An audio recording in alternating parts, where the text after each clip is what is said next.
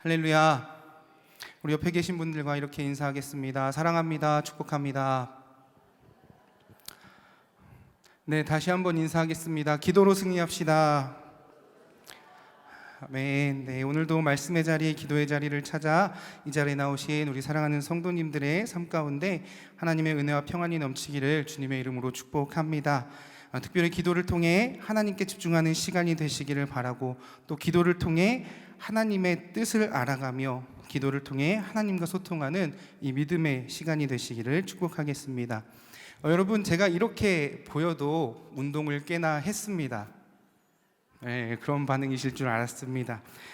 초등학교 때요, 육상부를 좀 했습니다. 단거리 선수와 투포한 선수를 좀 했고요. 그리고 고등학교 졸업할 무렵에는 제가 무에타이를 한 4개월 정도 배웠습니다. 그리고 대학교 다니면서 복싱도 한 1년을 배웠고요. 그리고 대학원에 들어가서 수영을 한 1년 반 배웠습니다. 그리고 결혼하기 직전에 한 1년 정도 크로스핏을 좀 하면서 1년 반 정도 이렇게 운동을 했습니다. 지금은 결혼을 해서 몸이 이렇지만 운동 꽤나 한 몸입니다. 그런데 제가 이렇게 운동을 하면서 종종 느끼는 것이 있습니다. 그것은 다름 아닌 이 같이 운동하는 사람들의 성향에 따라서 제 지구력과 또 실력이 향상되거나 하향될 수 있다라는 것을 좀 느끼게 됐습니다. 예를 들자면 이 크로스핏 운동을 이렇게 하다 보면요, 하루에 해야 하는 정량 운동이 있습니다. 이것을 Workout of the Day라고 해서 줄여가지고 와드라고 이야기를 해요. 강습받는 시간 1시간 내에 해야 하는 운동량이 있는 겁니다. 이 운동을 혼자 하는 운동도 있고요, 또 같이 2인 1조, 3인 1조 이렇게 해서 하는 운동도 있습니다. 그리고 이제 파트너와 이렇게 운동을 하다 보면요, 이 파트너에게 민폐를 끼치지 않기 위해서 최선을 다해서 운동을 막 하는 거예요. 하지만 사람마다 체력이 다르고 또 사람마다 힘이 다르고 사람마다 의지가 다르기 때문에 운동을 하다 보면 누구는 빨리 잘할 수가 있고요, 저 같은 사람은 턱걸이 하는데도 한 10초씩 걸립니다. 굉장히 차이가 생기게 되죠. 크로스핏 이 운동을 한참 다니던 어느 날 이제 2인 1조로 제가 이게 파트너와 함께 운동을 하게 됐습니다. 2인 1조로 운동을 해본 적이 없어서 굉장히 부담되는 날이었어요. 내가 잘할 수 있을까? 내가 아직 준비가 안 됐는데 이 지구력, 유연성, 근력, 민첩성, 이 협응력도 부족한데 이 파트너하고 운동을 잘할 수 있을까? 이제 이런 걱정을 하면서 운동을 시작을 했어요. 막 버피도 하고 막 이렇게 이제 막 하다가 한 5분쯤 지났는데 버피를 막 이렇게 하다 보니까 사람이 지치는 겁니다. 막 옆에서 이러고 있는데 같이 하고 있던 파트너가 저에게 외치는 겁니다. 화이팅! 그랬더니 같이 운동하고 있던 분들이 어떻게 하는 줄 아세요? 화이팅! 이러는 겁니다. 제가 어떻게 했을까요? 거기에서 전 못해요. 죽겠습니다. 이렇게 할 수가 없잖아요. 그래서 제 옆에서 또 이 안 나오는 목소리로 화이팅! 하고 나서 또 운동을 막 하고 있는 겁니다. 이거를 보면서 제가 처음에는 생각지도 못했는데 내가 이걸 다시 할 수 있구나, 이 외침이 굉장히 중요하구나, 이거를 그 자리에서 느꼈습니다. 이 소리를 지르는 것이 저의 힘에 대한, 의지에 대한 간절함임과 동시에 이 심적으로 내가 할 수 있다라는 어떤 의지를 다시 세워가는 그 힘이 됐다는 거죠. 처음에 이렇게 소리를 지르고 으쌰으쌰 하는 것이 무슨 효과가 있을까 생각해 보았지만 시간이 지날수록 오히려 이 화이팅이라는 한마디가 저를 더 힘이 나게 하고 이 운동에 집중을 하게 하고 저에게 새 힘을 불어넣어 주는 매개체 역할을 했다라는 겁니다. 그래서 두 가지 깨달은 것이 있습니다. 첫 번째는 간절할 때 이 스스로에게 외치는 외침을 통해 새 힘을 얻을 수 있구나, 내가 다시 운동을 할 수 있는 능력을 얻을 수 있구나, 이것을 깨닫게 됐고요. 또 두 번째는 이러한 외침을 통해 내가 더 집중할 수 있구나 라는 것을 그때 깨닫게 됐습니다. 그런데 여러분들도 한번 생각해 보세요. 여러분들, 우리가 축구 응원을 막 합니다. 옹구 필승 코리아 막 하면서 같이 막 외쳐요. 그리고 줄다리기를 할 때 여러분들 어떻게 하세요? 다 같이 시작! 하나 둘 하면서 집중을 하지 않습니까? 그죠? 그렇게 할 때 힘이 모이고 한 가지 목표를 위해서 달려가게 되고 거기에 집중을 하게 되지 않습니까? 그런데 여러분, 기도도 마찬가지라는 겁니다. 특별히 부르짖는 기도에는 이러한 일을 더 강하게 경험하게 된다는 거예요. 간절한 마음을 갖게 하고요, 집중하게 합니다. 또 힘을 모으고 하나의 목표를 향해 기도할 수 있도록 한다는 겁니다. 그래서 오늘은 통성기도에 대해서 우리가 함께 알아보고 오늘 밤 뜨겁게 기도하며 하나님께 새 힘을 얻는 귀한 시간 되시기를 축복합니다. 본문을 먼저 살펴보겠습니다. 오늘 본문에서 이 다윗이 하나님께 부르짖어 기도하는 모습을 보게 됩니다. 왜 다윗은 하나님께 자신의 상황을 말씀드리며 부르짖었을까요? 그가 그렇게 부르짖었던 이유가 무엇일까요? 또 하나님이 그의 상황을 알지 못하셨기 때문에 그가 부르짖었을까요? 하나님이 그의 목소리를 듣지 못하시기 때문에 그가 하나님께 부르짖었을까요? 조용히 묵상 기도를 하면 하나님이 듣지 않으시기 때문에 큰 소리로 그가 기도를 했을까요? 그것이 아니라 이 다윗은 부르짖는 기도, 통성 기도의 의미를 잘 알고 있었기 때문입니다. 그리고 성경의 많은 부분에서 하나님 앞에 부르짖어 기도했다는 구절들을 우리는 심심치 않게 찾아볼 수가 있죠. 자, 그렇다면 시편 142편과 이 통성 기도가 과연 어떤 연관이 있을까요? 그것은 오늘 본문은 다윗의 탄원시인데 이 탄원시에서 그가 부르짖어 하나님께 기도하는 것을 보면서 그 연관성을 찾을 수가 있다는 겁니다. 그가 처한 상황이 얼마나 급박하고 처절하며 간절한지를 알려주면서 그가 왜 부르짖을 수밖에 없었는가, 이것을 우리에게 알려주고 있습니다. 그리고 이 다윗의 부르짖는 기도를 통해 우리는 부르짖는 기도가 가지는 능력을 볼 수 있게 된다는 거죠. 자, 그러면 여러분, 우리 부르짖는 기도를 좀 먼저 알아봐야 할 겁니다. 자, 그렇다면 통성기도, 이 부르짖는 기도는 과연 무엇이냐? 이 부르짖는 기도는 과연 어떤 의미를 담고 있느냐? 미국의 어퍼 뉴욕 연합 감리교회 홈페이지에 이 한국의 통성기도를 독특한 한국의 기도다라고 기록을 해두었습니다. 아마도 외국에서는 사례를 찾기가 쉽지 않기 때문에 통성기도를 이렇게 표기한 것일 겁니다. 그런데 이것은 조금 편견이 있는 이야기고요. 중남미와 같이 오순절 교회가 개신교의 성장을 주도한 곳에서는 통성기도가 자연스럽게 이루어지고 있습니다. 또한 미국과 캐나다의 오순절 개통교회에서도 제법 통성기도를 한다고 합니다. 그러나 대부분의 외국 교회들은 통성기도를 잘 하지 않죠. 그리고 혹시라도 통성기도를 한다면 아마도 통성기도의 능력을 체험한 소수의 교회들이나 혹은 우리나라의 통성기도를 보고 배워가신 분들이 그것을 보고 통성기도를 하는 걸 겁니다. 그러나 우리처럼 통성기도가 활발한 곳도 없기 때문에 아마도 이 통성기도가 유니크 코리안 프레이, 한국의 독특한 기도, 이렇게 표기가 된 것 같습니다. 그렇다면 통성기도의 정확한 뜻은 무엇일까? 그저 소리를 내서 기도하면 그것이 통성기도일까요? 이 부분에 대해서 장신대학교 김명실 교수가 이렇게 정리를 한 기사가 있습니다. 내용을 조금 읽어드리겠습니다.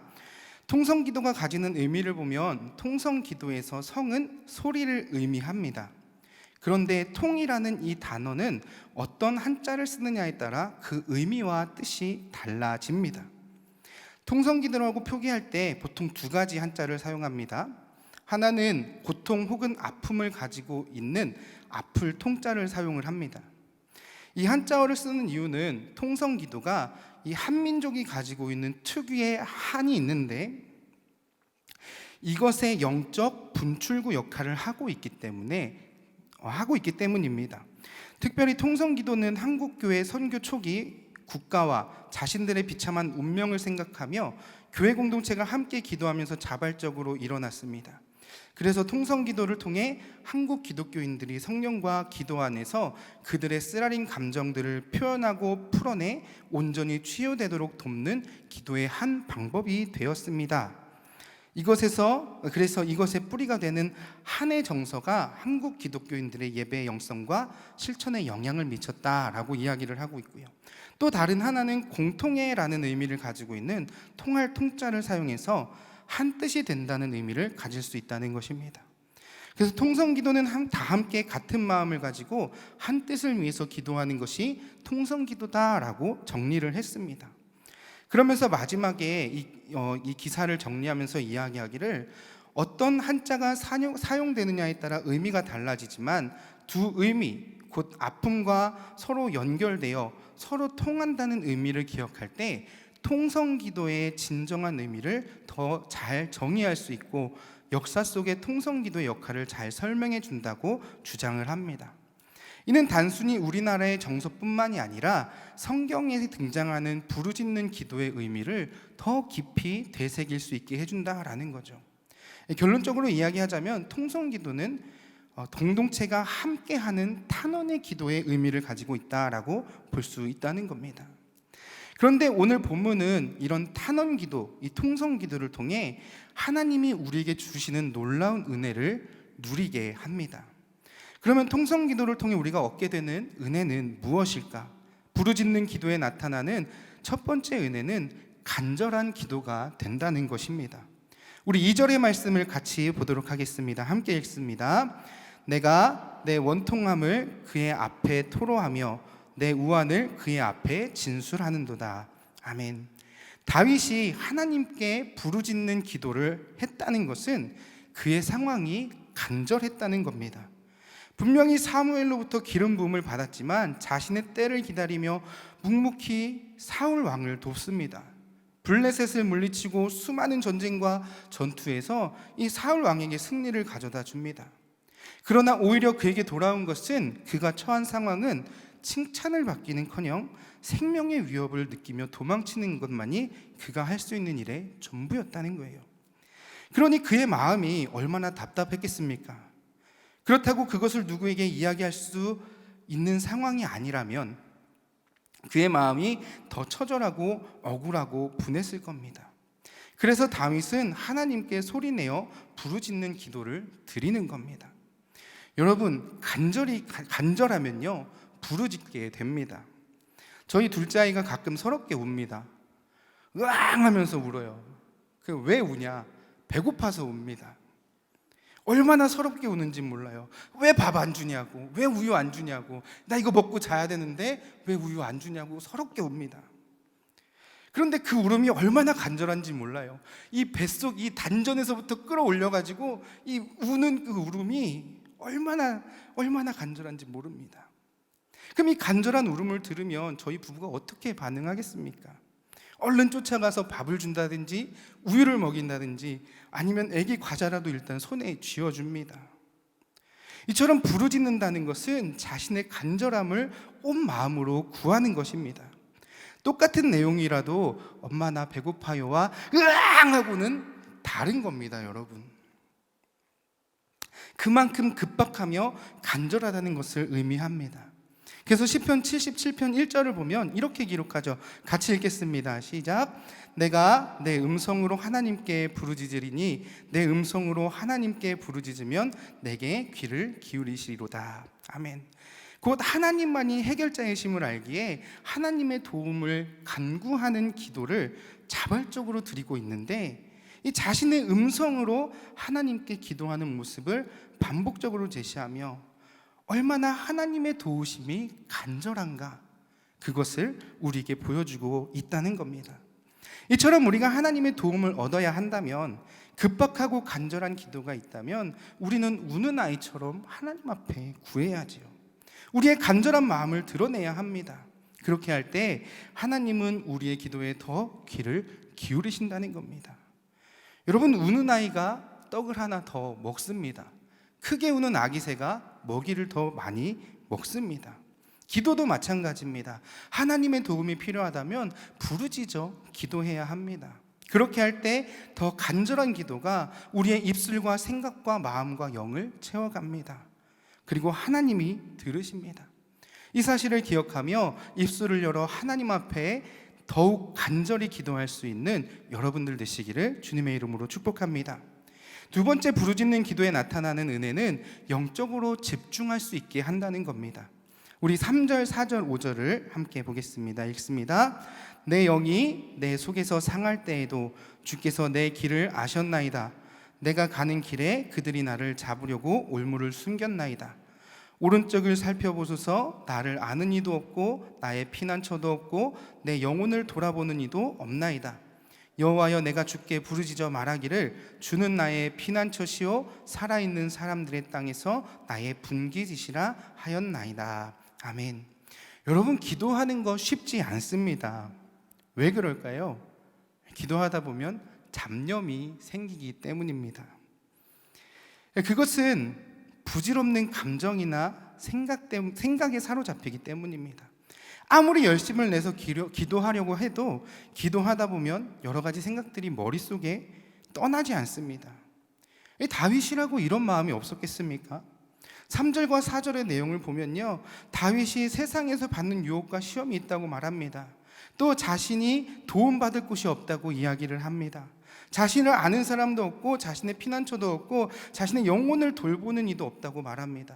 원통한 일을 당하였지만 세상은 자신을 알아주지 않고 영혼도 돌봐주지 않는다고 합니다. 이 다윗이 처한 상황이 걱정거리만 한가득한 상황인 겁니다. 그것이 자신을 괴롭힌다고 이야기를 하죠. 하지만 5절에서 다윗은 하나님께 이렇게 고백합니다. 주님만이 나의 피난처이시며 이 땅에서 내가 받을 나의 분깃입니다. 그런데 이러한 고백 앞에 다윗이 기도하는 방식을 보십시오. 뭐라고 이야기하냐면 여호와여, 내가 주께 부르짖어 말하기를. 같이 읽어볼까요? 밑줄 친 부분만 시작. 여호와여, 내가 주께 부르짖어 말하기를. 아멘. 왜 다윗은 자신이 다시 하나님 앞에 부르짖어 말한다고 이야기를 했을까요? 그만큼 간절하기도 하지만 이 부르짖는 기도를 통해 영적으로 하나님께 집중할 수 있다는 것을 알고 있었기 때문이죠. 통성기도는 잡념이 물러가는 최고의 기도입니다. 또 하나님 앞에 적극적으로 기도를 상달시키는 좋은 방법이 됩니다. 곧 육의 생각과 혼의 생각이 물러가고 영적으로 집중하게 된다는 거예요. 이 사실을 알고 있었던 다윗은 하나님 앞에 부르짖어 기도했습니다. 어려운 상황이 앞에 놓여 있지만 그 상황을 보는 것이 아니라 더 부르짖으며 하나님께 집중했다는 거죠. 여러분, 기도가 잘 안 된다면 부르짖어 기도해야 합니다. 기도를 하며 잡념이 생기면 주님의 이름 부르며 기도해야 합니다. 그렇게 할 때 우리가 영적으로 하나님께 집중할 수 있게 됩니다. 이 사실 기억하며 하나님 이름 부르며 기도할 수 있는 여러분들 되시기를 축복합니다. 부르짖는 기도에 나타나는 세 번째 은혜는 두려움을 이기게 한다는 겁니다. 5절 말씀 같이 보도록 하겠습니다. 여호와여, 내가 주께 부르짖어 말하기를 주는 나의 피난처시요 살아있는 사람들의 땅에서 나의 분깃이시라 하였나이다. 아멘. 다윗은 철저히 분깃 신앙으로 살았던 사람이죠. 그의 유일한 분깃은 오직 하나님이었습니다. 분깃의 뜻은 목 혹은 할당된 것이라는 뜻을 가지고 있는데요, 다윗은 아무리 사방을 둘러보아도 피할 곳이 없지만 오직 유일한 피난처는 하나님이라는 것을 알고 있었습니다. 그래서 그는 모든 것을 다 잃어도 괜찮은 사람이었습니다. 사람, 돈, 명예, 권력, 모든 것을 다 잃어도 두려울 것이 없었다는 거예요. 왜냐하면 하나님이 그의 유일한 피난처시요 그의 유일한 분깃이기 때문입니다. 그래서 오직 하나님께만 부르짖고 오직 하나님만 따르기를 다짐한 겁니다. 그래서 탄생한 시편이 바로 시편 23편이죠. 여호와는 나의 목자시니 내게 부족함이 없으리로다. 그가 나를 푸른 풀밭에 누이시며 쉴 만한 물가로 인도하시는도다. 내 영혼 소생시키시고 자기 이름 위하여 의의 길로 인도하시는도다. 우리 4절부터 6절 말씀 같이 읽겠습니다. 내가 사망의 음침한 골짜기로 다닐지라도 해를 두려워하지 않을 것은 주께서 나와 함께 하심이라. 주께서 내 원수의 목전에서 내게 상을 차려주시고 기름을 내 머리에 부으셨으니 내 잔이 넘치나이다.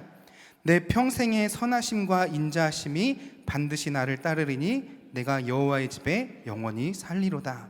아멘. 양이 목자를 따라가는 것은 당연한 일입니다. 그런데 양이 목자를 따라가는 것은 이 목자가 어떤 사람인지를 알고 있기 때문이죠.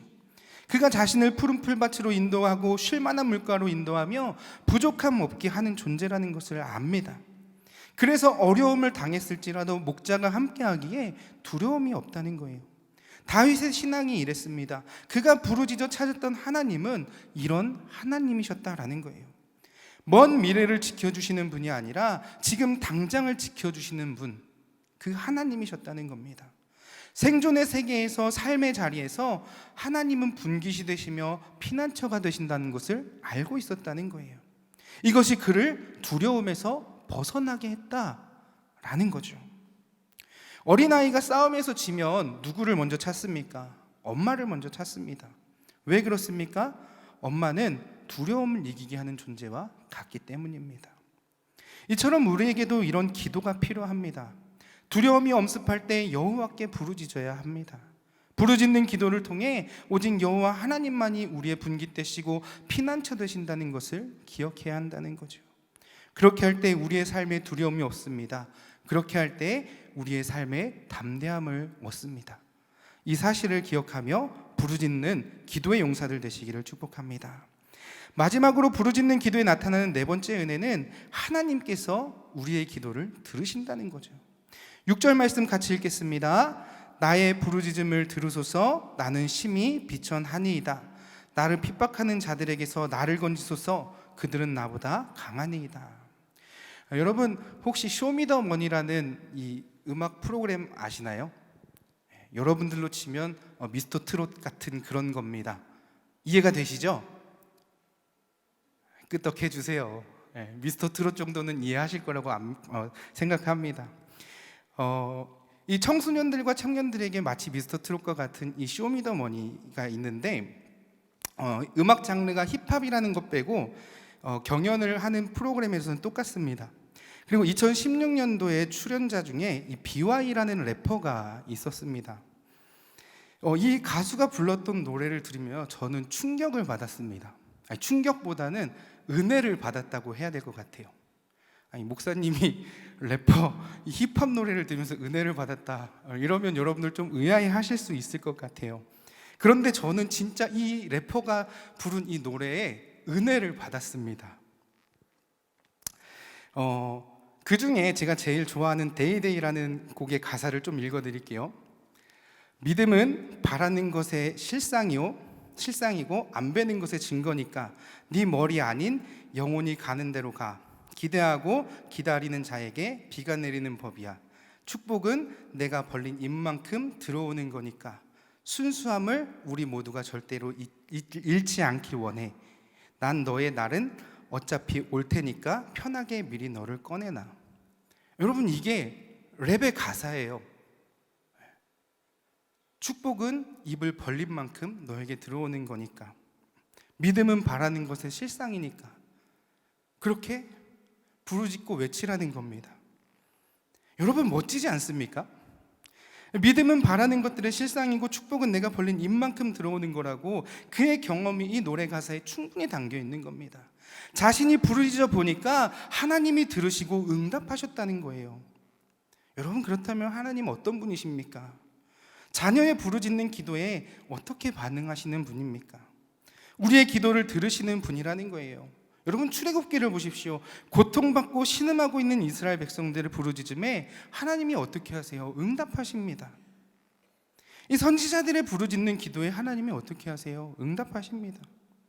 오늘 본문의 다윗의 부르짖음에 하나님이 어떻게 하십니까? 응답하시죠. 여인들의 부르짖음에 하나님이 어떻게 응답하십니까? 그리고 애통한 자들의 부르짖음에 하나님이 어떻게 하십니까? 동일하게 응답하신다는 겁니다. 며칠 전에 제가 차를 운전하고 가다가 이 차에 달려있는 SOS 버튼이 있어서 그거를 우연치 않게 누르게 됐어요. 이게 실수로 누르게 됐습니다. 잠시 후에, 잠시도 아니에요, 한 2, 3초 사이에 핸드폰 전화가 막 오는 겁니다. 뭐지? 서울 전화네? 끊었어요.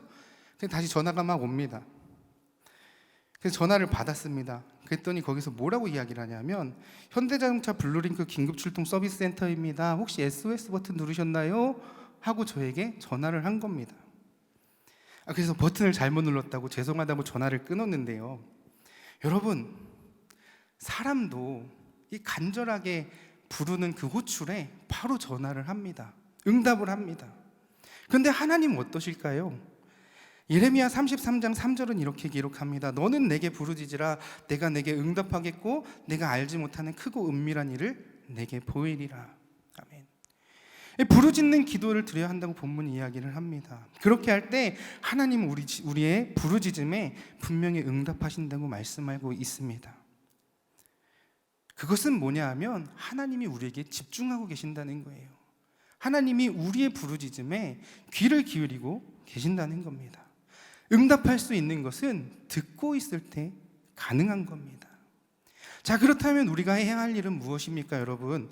부르짖는 것입니다. 우리의 기도에 응답하실 것이라는 그 사실을 기억하며 하나님 앞에 부르짖어야 합니다. 그렇게 할 때 우리 안에 있는 두려움이 사라지고요, 더 하나님께 집중하며 하나님께서 우리 기도에 응답하시는 겁니다. 이 사실을 기억하며 하나님께 부르짖을 수 있는 여러분들 되시기를 축복합니다. 말씀을 마무리합니다. 여러분, 간절한 기도가 필요합니까? 기도할 때 잡념이 생깁니까? 인생에 어려움이 있습니까? 두려움이 앞을 가립니까? 그럴 때 우리가 해야 할 것은 하나님 앞에 부르짖는 것입니다. 기도할 때 하나님은 간절한 우리의 소리를 들으시고 소리내어 기도할 때 영과 혼과 육이 하나님 앞에 집중하게 할 것이며 어려움과 두려움 앞에서 담대한 마음을 우리에게 허락해 주시는 줄 믿습니다.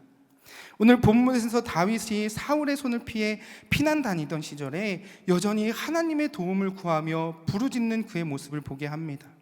오직 하나님만이 그의 유일한 피난처 되시고 부르짖는 기도를 들으시는 하나님이시라는 것을 우리가 보게 합니다. 이제 우리가 이 사실을 알았기에 부르짖어 기도하는 믿음의 사람들이 되어야 합니다. 그리고 우리는 연약하고 보잘것없지만 자비와 긍휼과 도움을 베푸실 유일한 하나님을 의지하며 하나님 앞에 부르짖어 기도하는 기도의 사람들이 되어야 할 줄 믿습니다. 이 사실 기억하며 하나님 앞에 늘 부르짖어 기도하는 여러분들과 또 제가 되기를 주님의 이름으로 축복합니다.